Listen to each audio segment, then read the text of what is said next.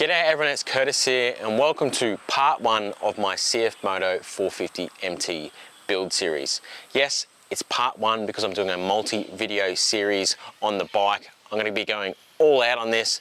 I'm going to be doing absolutely everything you can think of. So if you haven't and you're interested in the 450 MT, make sure you click that subscribe button and the bell notification so you don't miss out. All right, let's get cracking on part one of the build series. I was initially going to go with an all AliExpress build, but I've done a complete U-turn and now I'm doing an all Australian build. Today, we're going to put on this tail tidy that's from Mustard Bikes. Then we get a set of bark busters that are specific for the bike. And then we've also got a uni filter that we're going to put in. And then a couple of other things. I'm going to put a quad lock on and then tweak a couple of other things on the bike. Right, first we'll get stuck in on the bark busters. So look, easy enough to do. We'll have to, I haven't done it before guys, I haven't done any of this before, so just bear with me. We'll undo that. All right, we'll get that out. By the way, check all the bolts on your bike.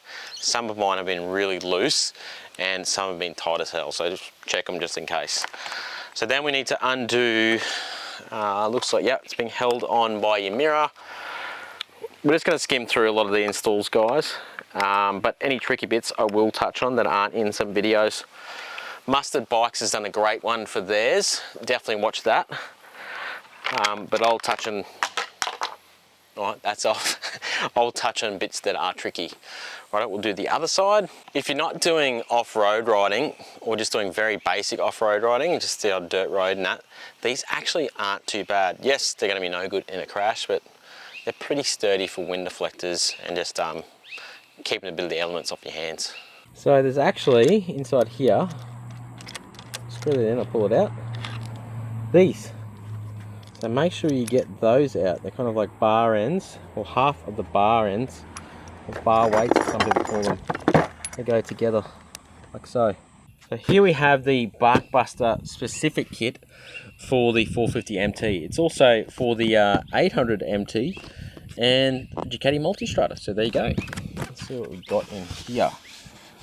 Oh, we've got all new bolts. Okay, and we got the bars, and I've also got this white and black kit that I'm going to put on. Right, I'll show you the order of these because it's a little bit tricky. That goes in there. Then you've got your bar end weight that goes on there with the indent on the inside. Then you have a spacer. There's a thin one and a wide one. We put the thin one on the clutch side. Then we put, if we don't drop it, then we put that on there and that on there, and it tightens onto that.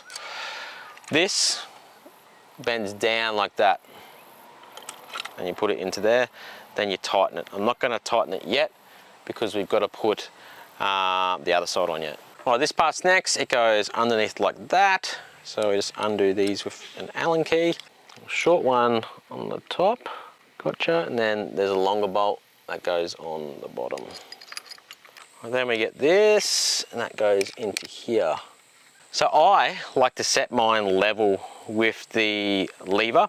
That just means you're getting more coverage if you drop the bike, or if you're going to hit a tree or something, you're not going to snap levers. These bars scratch incredibly easy. You have been warned, everyone. Same on this side, but with a different spacer for your throttle. One thing to look out for is just here, that it doesn't pull out. Make sure you push the whole side in and have the other end loose so you can push it in, tighten that, and then tighten the other side. Otherwise it pulls the bark buster out. Right, they're all on.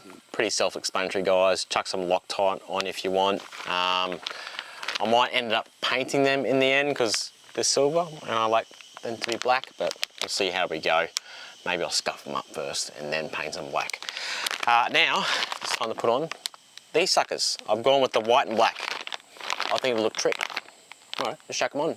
These are super easy to do, guys. Comes with a pack of screws. And you literally just slot them in. So we could just leave it like this, but these actually come in two parts. This goes, put it behind here. It looks like you can do it at two different heights. Yeah, just looks cool. I'll chuck them on. Here they are all installed, guys. You can install the deflector here in a high or low position. I put it in the high. Easy enough to change. If I don't like it, we'll come around to this side. Yeah, they look very smart. I'm liking the look of that. Next is the air filter. So I have to take off the seat.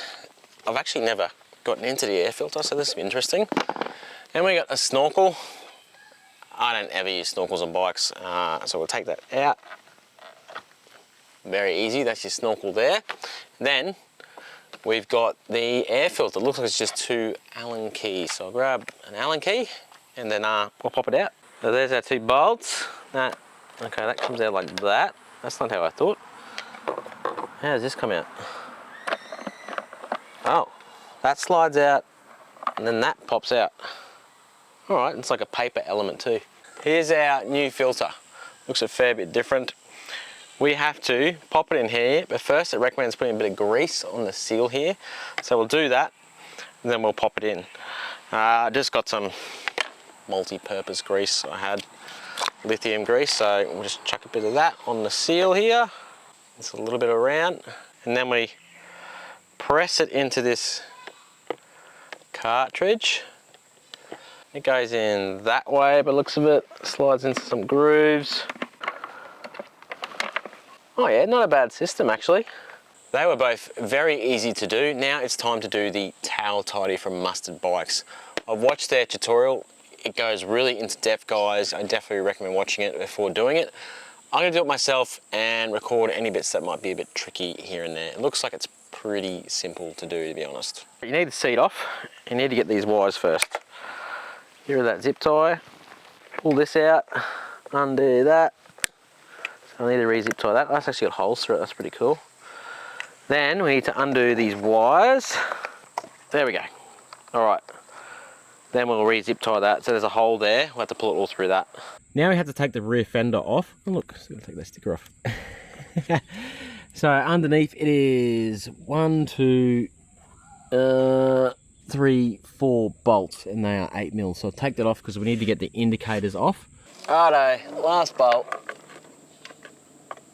That should come out. Should. Hey! How easy was that? That's what you're left with. Now we have to, one, not lose the bolts. Undo this bit here. Looks like there's 3 screws. Actually 5 screws we're going to take out. Then we'll take the indicators off and put them on the new tail tidy. Here it is taken apart. I just had to pull the cables through that. Really easy to do. That's the rear brake light. Then I have to take these off and put them on the new tail tidy. So here we have the Mustard Bike tail tidy. A couple of stickers, heap of styrofoam. Oh, some bolts and spacers and stuff. I have to read how to do that. Zip ties, and then the actual kit. Looks like it's in here amongst all the styrofoam. I hate styrofoam. Unwrapping, unwrapping, unwrapping, unwrapping. Still unwrapping. Very cool. Okay, so it goes like that. It's gonna sit like that. Nice looking bit of kit though. Nice and simple. That's the brake light too. It goes in here like that. It's got some locators there, and then you spin on.